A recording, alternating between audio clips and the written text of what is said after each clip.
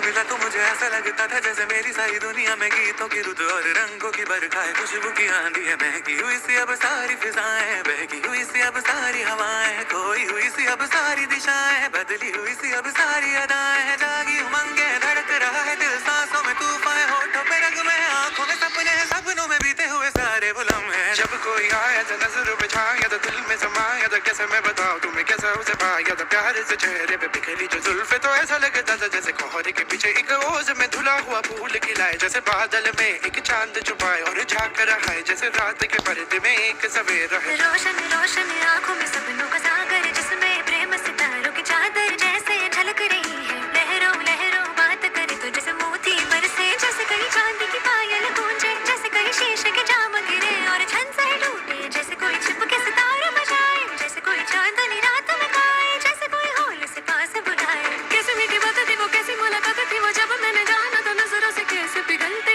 दिल और आरज़ू पाती है कैसे मंजिल और कैसे उतरता है चांद ज़मीं पर, कैसे कभी लगता है स्वर्ग अगर ये तो बस है यहीं पर। उसने बताया मुझे और समझाया मुझे, हम जो मिले हैं हमें ऐसे ही मिलना था, गुल जो खिले उन्हें ऐसे ही खिलना था, जन्मों के बंधन जन्मों के रिश्ते हैं, जब हम जन्मे तो हम यही मिलते हैं, कानों में मेरे जैसे शहद से खुलने लगे ख्वाबों के पर, जैसे आंखों में खुलने लगे ख्वाबों